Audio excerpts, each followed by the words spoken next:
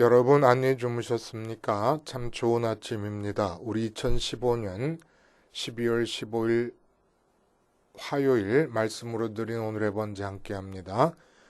여호수아서 8장 1절부터 29절까지 말씀으로 같이 합니다. 우리는 1절부터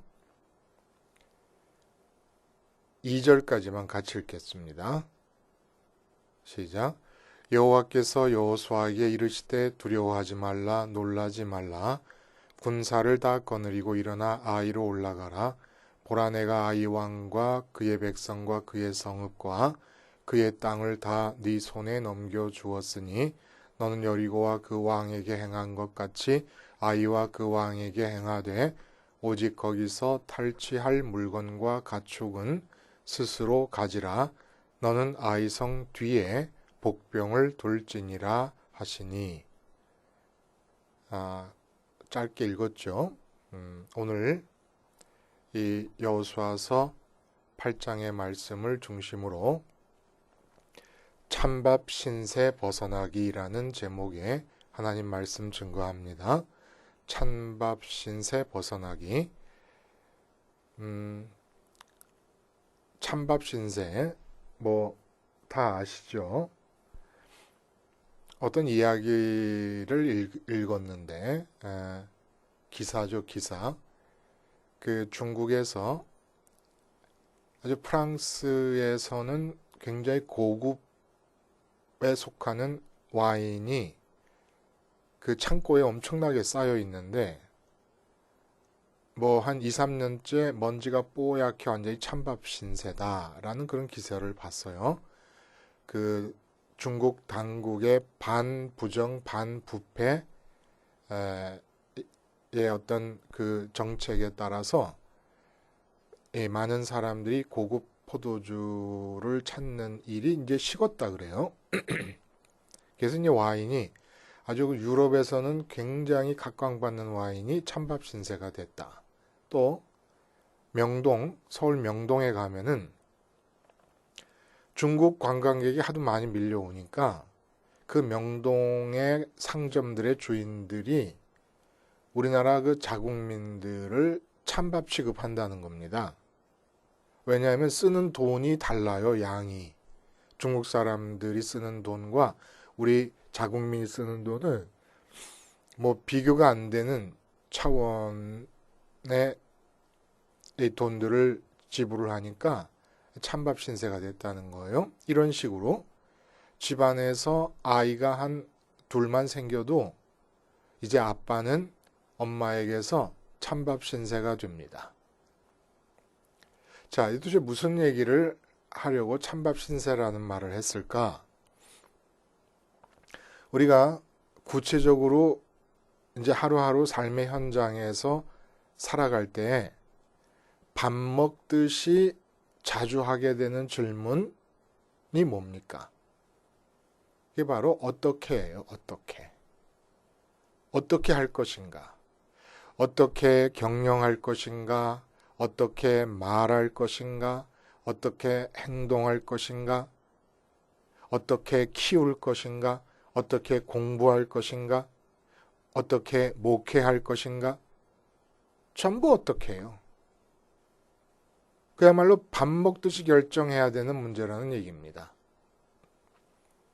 무엇을 이라고 하는 문제는 삶의 현장에 발을 들여놓기 전에 대부분 결정이 돼서 이 무엇을 찾거나 유지하거나 하는 데 있어서 지금 당면하고 있는 이 상황에 대해서 내가 지금 어떻게 대처해야 되느냐. 근데 이제 많은 경우에 사람들은 이 어떻게를 그야말로 어떻게 찾아다니고 있습니까?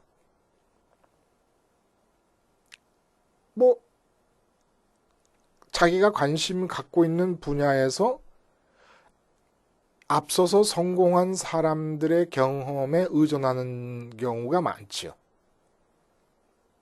또 그런 사람들에 의해서 만들어진 지식의 누적으로부터 답을 찾아내려고 하는 경우가 많아요. 근데 여기서 다 자기 스스로 찬밥 신세를 자처하며 산다는 것입니다. 어떻게라고 하는 거, 밥 먹듯이 결정해야 되는, 빈번하게 결정해야 되는 이 어떻게는 갓 지은 밥처럼 따끈따끈하고 신선한 어떻게를 얻어서 살아야 됩니다. 왜냐하면 나와 같은 사람이 아무도 없어요. 비슷한 유형에 속한다 그래도 그 같은 유형 안에서 눈꽃만한 차이로 인해서 큰 다른 차이가 결과되어집니다. 그러니까 엄밀하게 말하면 똑같은 사람이 없기 때문에 비슷한 상황이라도 절대 비슷한 상황이 아니에요. 같은 식으로 반응하면 안 되는 겁니다. 근데 어떻게가 식은 어떻게 라고 하는 것은 도대체 무슨 말이냐. 예를 들어 스티브 잡스의 성공신화, 그 책을 읽으면서 나의 어떻게를 찾으려고 합니다. 이건 스티브 잡스가 성공한 것이라 그러면 스티브 잡스에게 따끈따끈하고 신선한 어떻게지요. 이미 스티브 잡스를 떠나버리면 이건 식은 게 돼버려요. 식은 밥이 돼버립니다. 근데 그 사람에게서 따끈따끈했던 그 사람을 떠나면서 식은 어떻게를 찾아서 살려 그러니까 스스로 찬밥 신세를 면하지 못하는 거예요. 빌 게이츠 마찬가지예요. 살아있는 사람이지만 빌 게이츠에 관한 모든 정보를 통해서 내 삶에서 일어나는 일들에 대해 어떻게를 찾으려고 합니다. 식은 밥이에요. 찬밥입니다. 빌 게이츠에게만 따끈따끈한 겁니다. 요새 전 세계에서 가장 많은 사람들이 찾는 찬밥을 만들어내는 자가 누굽니까? 중국의 알리바바의 대표인 마윈 대표. 벌써 책이 나왔어요. 12가지 인생 강의. 12가지 인생 강의. 그리고 뭐 이런 거 굉장히 아주 그냥 이 시대의 모토처럼 얘기되고 있는 거예요. 마윈처럼 생각하라. 뭐 이런 것들. 이 시대의 어떻게 생산자지요. 어떻게라고 하는 질문에 대한 답을 생산하는 사람입니다. 다 식은 거예요. 그냥 알리바바의 마윈 대표가 뭐 몇 조를 벌었다 그러고 막 그러잖아요. 난리 났어요. 그래도 몇 조 아니라 몇백 조, 몇 경을 벌어도 그냥 마윈 거예요. 교계에서도 마찬가지입니다. 제가 목사님들을 만날 때마다 진심으로 드리는 말씀인데 참 먹히지 않는 것 같은 느낌을 받는 내용이 하나 있어요. 뭐냐? 목사님들 제발 목회 부흥 세미나에 가지 마십시오 하는 거. 어느 한 교회가 좀 사람이 많아진다 그러면 그 교회 목사님은 자기 교회에서 목회하는 시간보다도 더 많은 시간을 대한민국 곳곳을 다 돌아다녀야 됩니다. 부르니까 사람들이. 어떻게 하면 목회가 그렇게 부흥할 수 있느냐? 이거는 불신앙의 극치예요. 스스로 찬밥 신세를 자처하는 모든 목사님들에게는 아직 하나님이 살아계신 분으로 믿어지지 않고 있고 하나님이 나의 아버지로 믿어지지 않고 있기 때문입니다. 김일성이가 주체사상을 얘기했습니다마는 정말 주체사상을 가져야 될 사람들이 누군지 아십니까? 하나님 믿는 선민들이에요. 하나님 때문에 인간 세상에서 볼 때는 주체적이 되어야 됩니다. 하나님께는 철저한 종이 될수록 하나님 앞에서 자기의 주체성이 죽으면 죽을수록 사람들이 볼 때는 그 사람처럼 주체적일 수 없을 만큼 주체적이 되는 것입니다. 근데 뭐 어느 교회가 부흥했다 그러면 그 교회에서 행한 프로그램을 갖다가 이식하느라고 온 교인에게 찬밥 먹이고 있는 거예요. 온 교인에게 찬밥 먹여. 스스로 당신도 찬밥 신세로 만들고 교인들도 찬밥 신세로 전락시켜버리고 맙니다. 아니 왜 어느 교회에서 한 제자 훈련을 우리 교회에서 해야 돼요? 나는 하나님이 안 계십니까? 무슨 성령님이 안 계십니까? 내게는 주님이 안 계십니까? 예? 답답한 일이죠. 왜 그래야만 될까요? 그러니까 선민이 누구냐? 온 세상 사람들은 다 몇몇 사람들을 빼놓고는 다 찬밥 신세로 살고 있어요. 그러니까 몇몇 사람들, 믿지 않는 몇몇 사람들의 성공의 주인공들, 세상의 기준으로 볼 때 성공의 주인공들은 우리 요한계시록에서 말했던 것처럼 바벨론이에요, 바벨론. 모든 사람을 미혹해 하는 바벨론. 그러니까 지금 온 세상 사람들이 다 그에게만 따끈따끈한 어떻게를 그에게서 찾느라고 스스로 전부 찬밥 신세로 만들어 버립니다.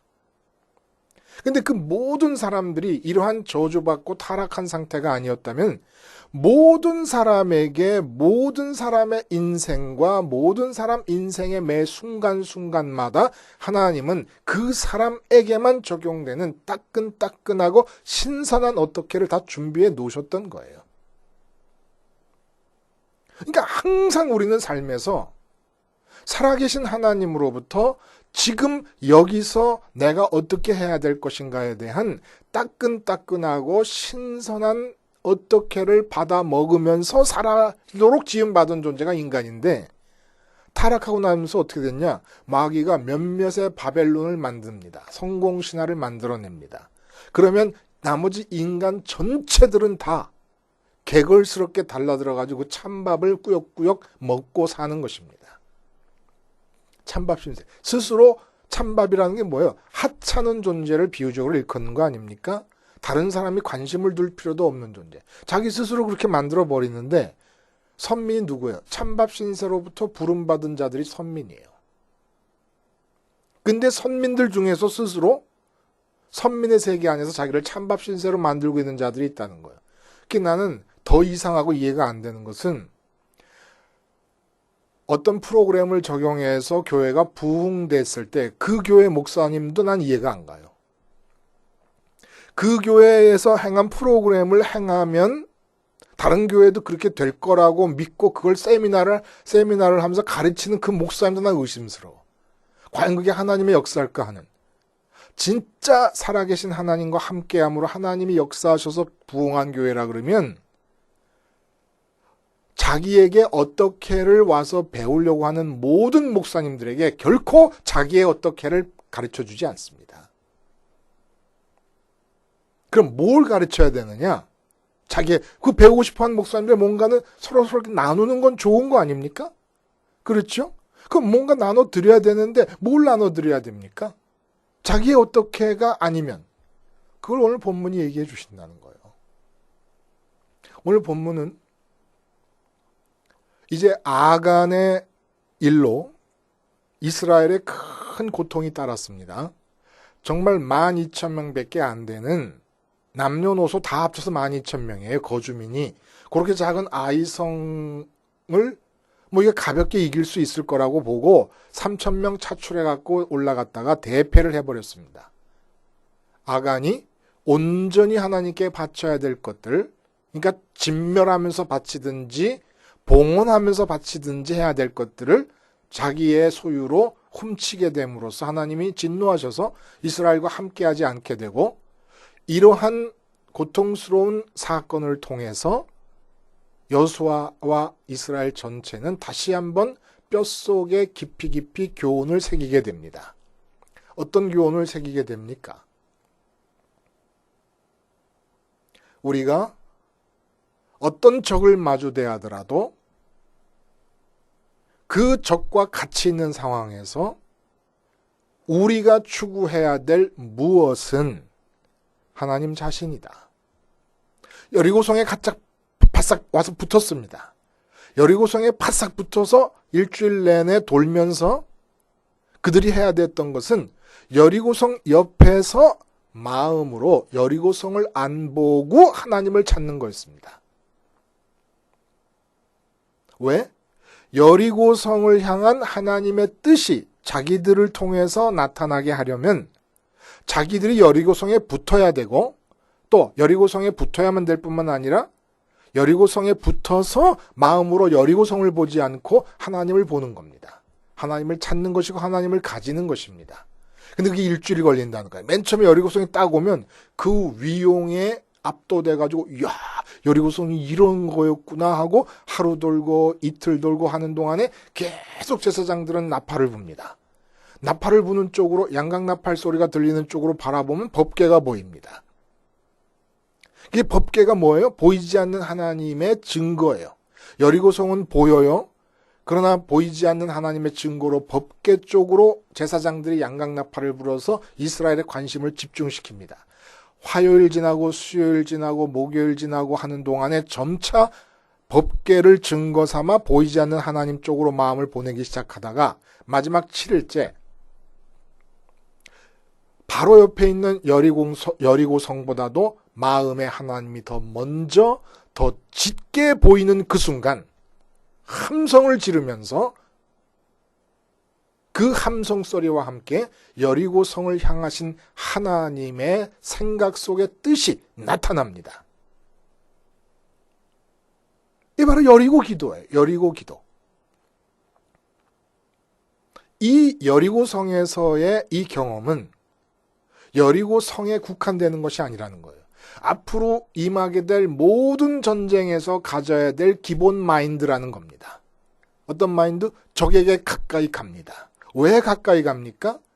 적을 향하신 가나안 족속들을 향하신 하나님의 뜻이 이스라엘을 통해 나타나게 하려고 이스라엘이 적에게 접근해 들어갑니다. 적에게 가까이 가서 이스라엘이 하는 일은 그곳에서 선민으로서 적들을 마음에 담지 않고 하나님을 가집니다. 어느 정도로 하나님을 가져야 됩니까? 최소한 적들을 물리치고 전쟁에 승리를 했을 때 얻어지는 전리품들에 대해서 침을 흘리지 않을 정도까지는 하나님을 가지고 마음이 만족해야 된다는 거예요. 마음에 배부름이 있어야 된다는 겁니다. 하나님으로. 그래야 전리품들에 손 안 대고, 그러면 오늘 본문에서 우리가 읽은 대로 오늘은 또 아이성 전투의 승리를 하나님이 약속해 주시면서 그 가축들과 물건들을 너희들이 가지라고 얘기하십니다.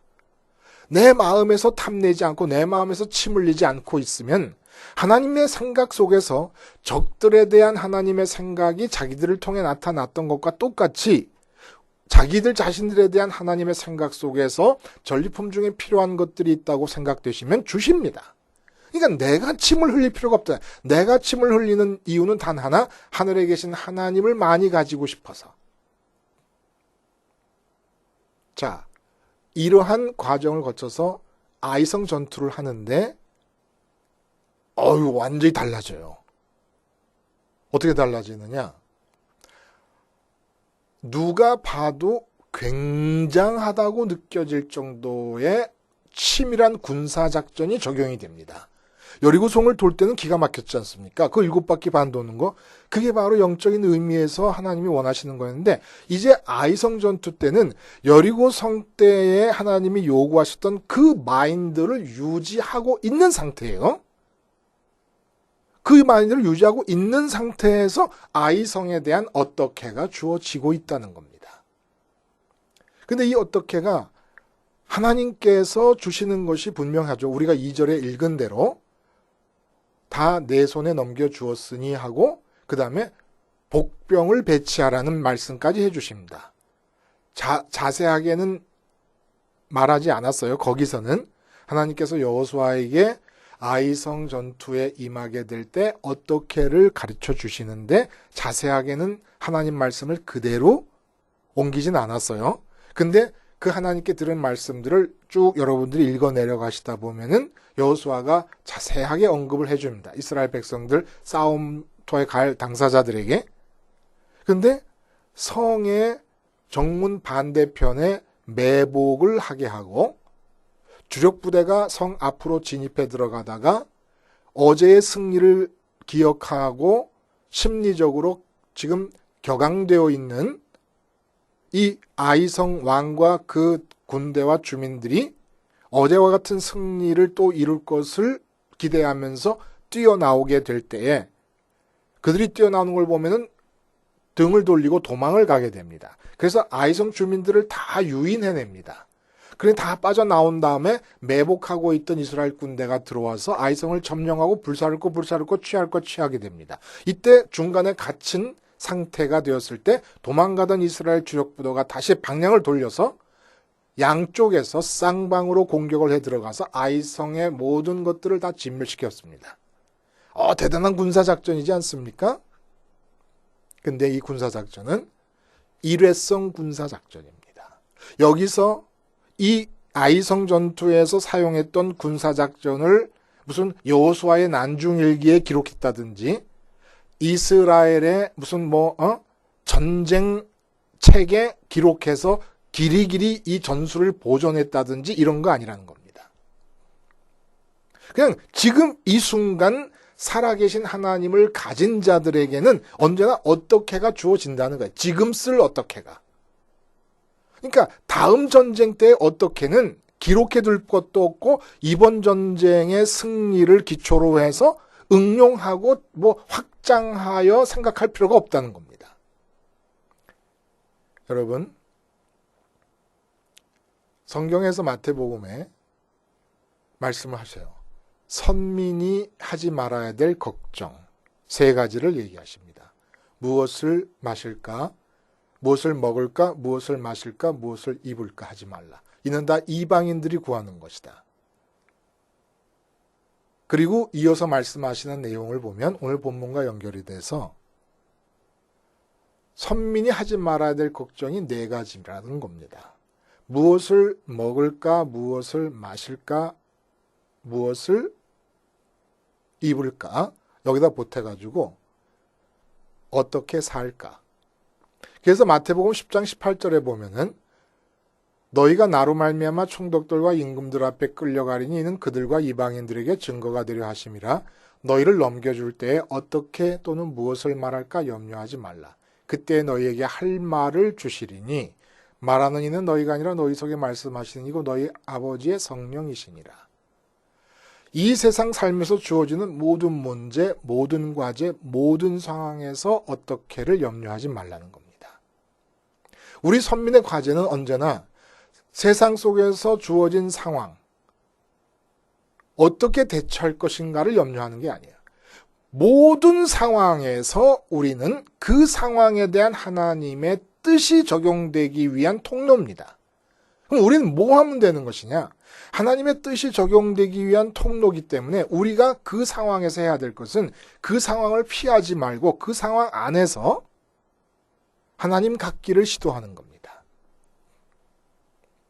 그래서 그 상황을 하나님이 역사하셔서 어떻게 변하게 하시든지 간에 그 결과물들을 내가 취하지 않을 정도로, 침 흘리지 않을 정도로 하나님을 갖고 있으면, 가지는 일에 있는 힘을 다하면 어떻게의 문제는 서점 가서 뒤져서 될 문제가 아니고 서점에 있는 모든 책들이 다 찬밥이에요. 다 자기들에게만 해당됐던 따뜻한 밥. 그리고 많은 경우는 7, 80%는 해보지도 않은 것들을 이론으로 그냥 갖다 써놓는 거예요. 이쪽 찬밥을 조금 찔끔 모으고 저쪽 찬밥 그릇을 조금 모아서 밥그릇 하나 만들어 갖고 갖다 놓는 겁니다. 그 왜 그렇게 비참하게 살아요? 예? 그 우리 거지예요? 저 깡통 들고 다니면서 찬밥 구걸하듯이 그렇게 살 필요가 없다는 얘기입니다. 세상에 수많은 어떻게들이 있어요. 말씀드린 대로 어떻게 부흥하는 목회를 할 것인가, 어떻게 전도할 것인가, 어떻게 돈 벌 것인가, 어떻게 건강을 관리할 것인가, 어떻게 행복한 부부가 될 것인가, 어떻게 자녀를 키울 것인가, 어떻게 직장을 구하고 어떻게 승진을 할 것인가, 어떻게 흑자 경영을 할 것인가, 어떻게 나를 개발하고 어떻게 스펙을 쌓을 것인가. 이 피땀 어린 모든 수고가 다 공중으로 흩어지고 있습니다. 우리는 이런 거 하는 거 아니에요. 언제나 모든 순간에 살아계시면서 답을 갖고 계시는 하나님을 갖는 겁니다. 제가 논문 쓸 때 그때는 인터넷이 없었어요. 인터넷이라는 게 없으니까 전부 논문에 필요한 자료들을 메모 카드를 만들어 가지고 공부들을 다 했습니다. 뭐 카드가 뭐 몇천 장이 되는 거죠.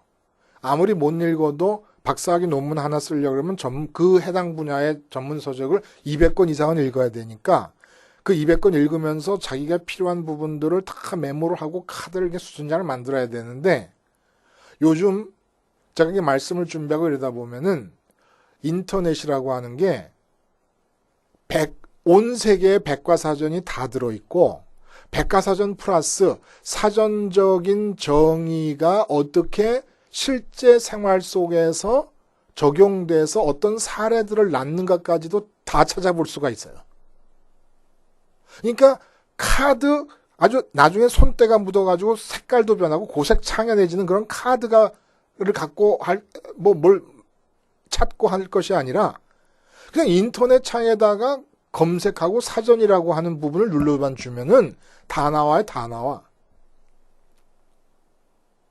근데 요즘은 또 컴퓨터 안 들고 다녀도 돼. 스마트폰만 갖고 있으면 돼요. 옛날에는 카드를 들고 다녀야 됐어요. 논문을 쓰려면은. 가방에다 이만큼씩 카드를 들고 다니면서 각주 쓰고 그래야 되니까. 이게 식은 밥이라는 거예요, 이제는. 그냥 어떤 일 앞에 있든지 어떤 상황에 처하든지 그걸 피하지 말고 거기서 하나님 갖는 거예요. 어떻게 하나님 가져요? 그 옛날 사람들은 이스라엘은 법궤를 증거로 삼아서 하나님 가졌어요. 우리 어떻게 하나님 가져요? 마음으로. 주님 십자가에서 주님과 함께 지금 처한 상황에 대해서 그 상황 속에서 죽는 겁니다. 그래서 주님이 죽으시고 부활하시고 승천하신 길 따라 아버지께로 가는 거예요. 기도하는 거예요. 그래서 우리 기도를 어떻게 합니까? 이 세상의 가치들에 대해서 침 흘리지 않을 수 있을 만큼만이라도 하나님을 갖게 해주세요. 그래서 이 지구를 이길 수 있을 만큼만이라도 하나님을 갖게 해주세요. 그 기도가 그 현장에서 드려질 때 우리 마음이 그렇게 하나님을 가질 수 있도록 하나님이 약속해 주셨고 그렇게 하나님을 가질 때 반드시 나타나는 일은 하나님의 생각이 임하면서 어떻게가 나타난다는 겁니다. 그러니까 십자가 있고 하나님 있고 약속이 있는데 다른 교회 숫자적으로 부흥하는 교회 목사님 밑에 가가지고 목회를 어떻게 할 것인가에 대한 어떻게를 배운다고 하는 것은 내게는 하나님이 살아계신 게 아니라고 믿는다는 얘기가 됩니다. 주체성을 찾아야 돼요. 주체성을. 신앙적, 영적 주체성을. 하나님 앞에서는 우리는 완전히 죽어요. 하나님의 주체성만 살게 하기 위해서. 하나님의 주체성이 내에서 살면 다른 사람이 볼 때 나는 절대적으로 주체적인 인간으로 보입니다. 결코 옆에 인간에게 눈 안 돌리는 거예요. 그럼 우리 오늘의 본제는 뭐 하는 것이냐? 바로 그 여리고성의 기도를 날마다 일깨워 드리는 거예요. 날마다 어떤 상황이 앞으로 주어지더라도 그 상황에 대해서 어떻게를 가르치고 있는 것이 아니라 어떤 상황이 주어지더라도 그 상황 속에서 하나님을 갖자는 얘기를 지금 하는 겁니다. 하나님 가지면 나에게만 적용되는 따끈따끈하고 신선한 어떻게가 금방 지은 쌀밥처럼 내 앞에 제공된다는 거예요. 왜 이걸 다 놔두고 하나님 마음속에 다 매 순간 우리의 삶을 위한 따끈따끈한 밥이 지어져 있어요. 근데 왜 이걸 놔두고 다 찬밥, 다른 사람에게 허락된 밥, 먹다 남은 찬밥을 찾아서 그렇게 분주하게 다니느냐 이거죠. 이거는 불쌍한 게 아니라 못돼 먹은 거예요. 살아계신 하나님을 믿지 않는 겁니다. 인정하지 못하겠다는 거야. 내게는 하나님이 살아계신다는 걸 도저히 인정하지 못하겠다는 겁니다. 이렇게 못될 수가 있습니까? 안 되죠. 이렇게 해서는 안 됩니다. 그래서 십자가 생활화가 더운 밥 먹기예요. 나 자신의 찬밥 신세로부터 벗어나기 운동이라는 얘기입니다. 아무쪼록 살아계신 하나님 가지기에 삶의 현장에서 총력을 기울임으로써 그 세상의 일들이 해결돼야 되고 극복돼야 되는 건 너무 쉬운 일이에요. 우리가 힘을 들일 필요가 없어요. 오늘 본문에도 하나님께서 아이성을 여호수아의 손에 넘겼다 이렇게 얘기를 하십니다. 그게 무슨 뜻입니까? 여호수아의 손이 아이성을 접촉할 것이다. 그러나 누가 그 여호수아의 손을 장갑 삼아 끼고 계시는 겁니까? 하나님이 장갑된다는 얘기입니다. 하나님의 장갑되는 것이 이 세상 모든 상황에 대한 어떻게의 원리인데 어떻게 내가 하나님의 장갑이 됩니까? 내가 하나님을 가져야.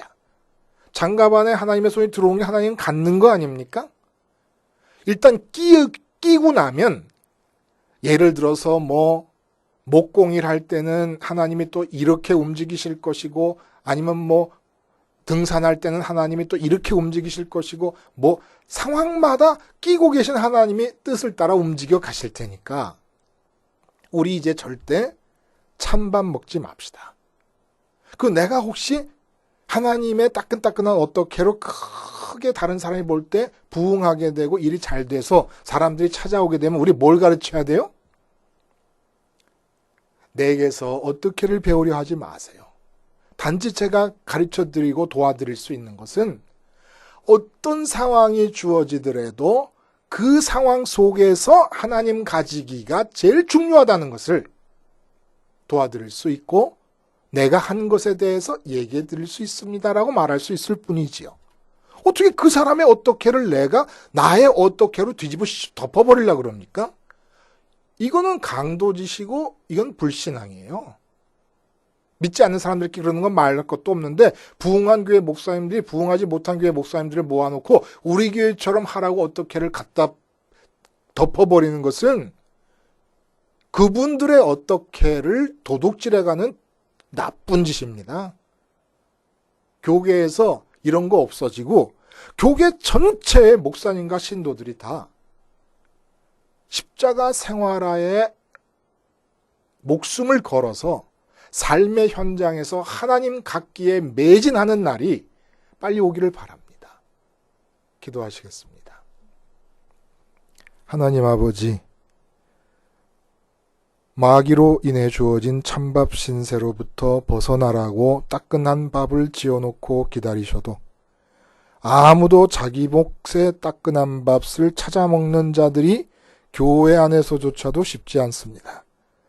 주님 십자가를 생활화함으로써 따끈한 밥 먹고 사는 하늘 아버지의 아들, 딸들로 되게 해 주시옵소서.